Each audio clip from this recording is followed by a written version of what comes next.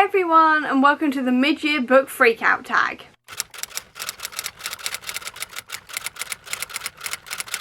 We are somehow already in June, which means it's time to do the mid-year book Freakout tag, but I swear I was talking about my goals for the year like 5 minutes ago and we've somehow sped to June, but apparently we are now in June, so it's time to do the mid-year book Freakout tag, so let's just get into it because I'm trying not to think about how fast this year is going because it is scaring me. Question number 1 is the best book you've read so far in 2024, Keedy by Elle McNichol. Without doubt, this book is so good. This is following Keedy. It is the prequel to A Kind of Spark, also by Elle McNichol, and we're following Keedy as she is dealing with the bullying problem in her school, and it is so well done, so relatable. Its own voices for the autism rep, and it is just absolute perfection. I've talked about this a lot on this channel, but this is perfection without doubt. Question number 2 is the best sequel you've read so far this year, and this was tying for my favourite book of the year so far as well, and that was Mindful of Murder by Derek Landy, coming at no surprise because this is the latest one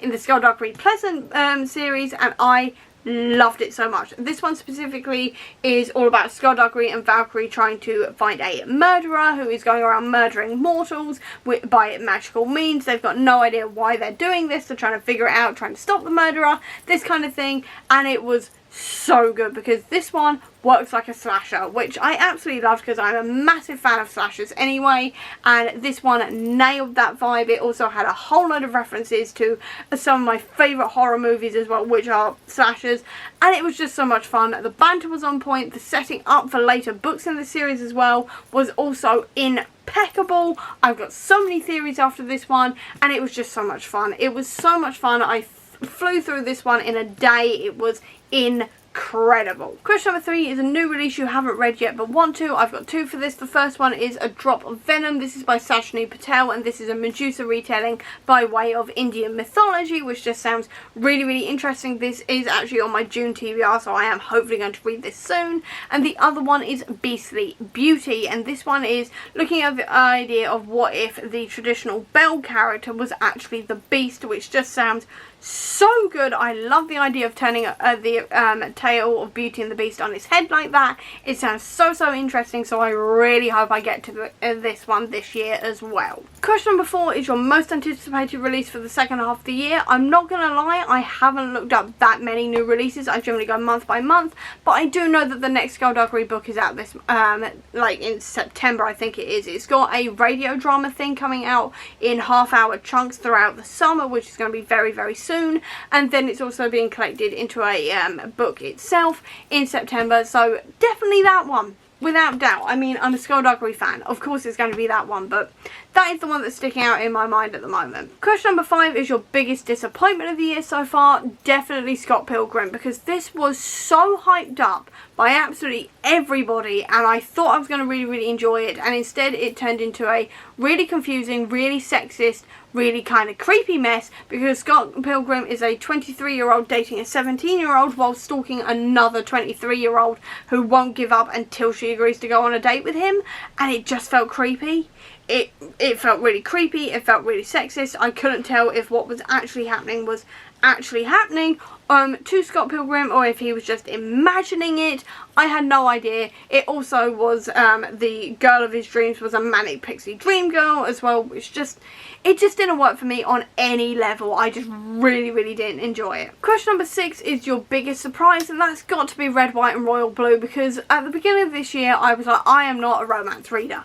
And then I read Red, White and Royal Blue and absolutely loved it. I know I loved the film, but then I read the book and absolutely adored it just as much. I thought it was really sweet. I really liked the angsty moments of it. I like that it didn't hide away from talking about serious topics like being outed and then also like coming out while being in the public eye, this kind of thing. I love that it talked about all of those things. I really pulled for Henry and Alex, and it was just really sweet and really fun, and it was definitely my biggest surprise of the year so far. Question number 7 is a favourite new to you author, and I'm saying T. Kingfisher, because I read The Hollow Places last month, I think it was, and I could not put this down because this was so good.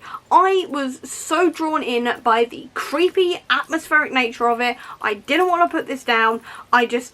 I absolutely loved it. I've got nothing else further than I absolutely loved it, and now I am desperate to read everything else T. Kingfisher has ever done, even if it is not in this creepy horror genre, because her writing was so well done and so good. I just want to read everything they've ever written now, because this was incredible. Question number 8 is your newest fictional crush. I don't really have one in terms of books, but I do have 2 in terms of film and TV. The first one is Trapper from Godzilla Kong, because he's played by Dan Stevens, which automatically generally means I fancy them, because I really like Dan Stevens as an actor, and he just does this with most of the characters he plays unless they're really creepy. And Trapper was the opposite of that. He was so sweet, so kind, so funny. I loved how he was like this vet to Kong, and like he was just so much fun. He was so much fun whenever he was on the screen. I couldn't look away.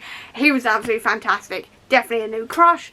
And then also I've got to mention Colin Bridgerton, because obviously I'm watching Bridgerton right now, and Colin's just perfection, isn't he? He's just, I love his relationship with Penelope. I love how protective he is of her. I love everything about him. My camera battery is now flashing at me, but I love Colin. Colin is my favourite. Just, I absolutely adore him. Definitely a new fictional crush. Question number 9 is your newest favourite character, and it's got to be Penelope Featherington. I absolutely love Penelope. I've always loved Penelope, but now that we are in her season, she is now my favourite character of the show, because she's so, like, I love watching her grow from being a wallflower into this more confident being. I love her relationship with Colin. I love her as Lady Whistledown and her drive with Lady Whistledown. I love that about her.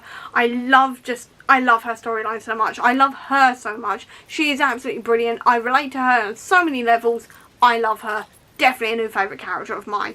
Question number 10 is a book that made you cry, and it's got to be Keedy, because I know I mentioned this a minute ago, but seriously, like that final line just hit me so hard in the chest. I literally looked up and I had tears in my eyes, which doesn't usually happen, but Keedy did it for me, and it just, oh, that final line hit me like a ton of bricks. The final chapter hit me like a ton of bricks. It was incredible, and like I always say, I am not a book crier, but Elle McNichol manages it so often, I can't believe it. But Keedy especially hit me like a ton of bricks. Absolutely hit me like a ton of bricks. Question number 11 is a book that made you really happy. Alligator Loki, because it was just so cute, as Alligator Loki is just causing havoc around the Marvel Universe. It was really sweet, really funny, really quick to read. It just brought me so much joy. Question number 12 is your favourite book to film adaptation this year, and to be fair, I haven't done, watched that many book to film adaptations or book to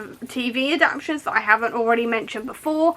So what I'm going to mention instead is Dead Boy Detectives, because this is a extension on the Sandman universe, following Charles and Edwin, who were 2 boys who died like 100 years apart, if I remember rightly, and they are now ghosts. They've teamed up together, and now they solve various different ghostly crimes. It's very much along the vibes of Lockwood and Co, but a little bit, I'm going to say, more sort of weird, because it's Sandman universe, but you don't really need to know anything about the Sandman to watch this, because it's, while it's part of the universe, it very much only crosses over in 2 scenes, in 2 cameos, and apart from that, you don't really need to know anything about the Sandman to watch this.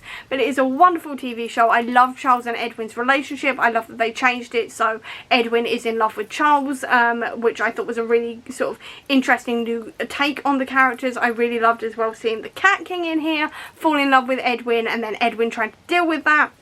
I love the extra characters that turned up as well. I really enjoyed exploring the more ghostly side of the Sandman and the more supernatural side of things. It was wonderfully done. I thought it was absolutely brilliant, and I'm just sitting here fingers crossing it gets a renewed, because I really want to see what's going to happen next with these characters, and then also to see as well just what happens with that cliffhanger at the end of the first series, because I am desperate to find out what happens next, because it was so good, and I just really want more of it. I just really want more of it because it was so much fun. Question number 13 is your favourite video you have done so far this year. I have 2. The first one is my tier rank wrap-up series, because I have been loving tier ranking everything I'm reading, because I was finding doing wrap-ups a little bit tedious after a while and just sort of a little bit samey, so it was really fun to sort of reinvigorate them and do them in a slightly different way. So I've been loving doing that recently.